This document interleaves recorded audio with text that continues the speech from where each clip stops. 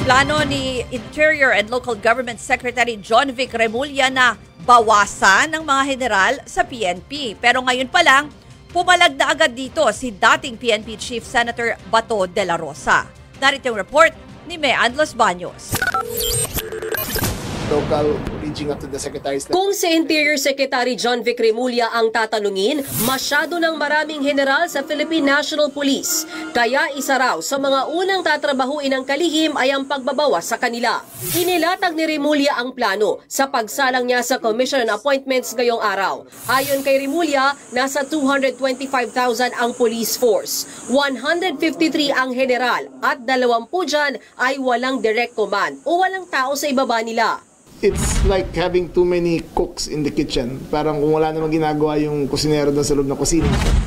Posibleng 100 general daw ang matira. Pakiusap naman ni Senator Bato de la Rosa na dating PNP chief, dahan-dahanin ang plano para di maapektuhan ang moral ng mga pulis. I-take into consideration rin natin yung moral and welfare ng mga officers na andyan dahil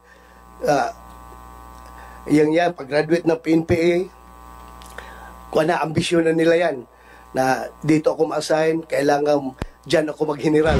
Pangarap ng lahat ng pulis ay maging general. It becomes a right rather than a privilege to become a general. So I propose that it be based on merit and it be based on need and it be based on function.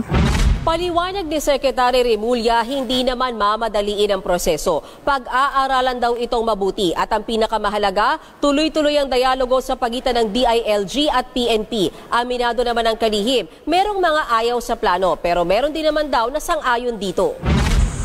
Nilinaw din ni Remulla na walang tatanggalin sa mga nakaposisyong general ngayon. Ang binabantayan lang ay mga magreretirong general at aaralin kung dapat bang palitan ang mababakante nilang posisyon. Ang kailangan gawin ay pag-aralan kung deserving pa talaga o kailangan ba talaga ng star rank nung posisyon na yon.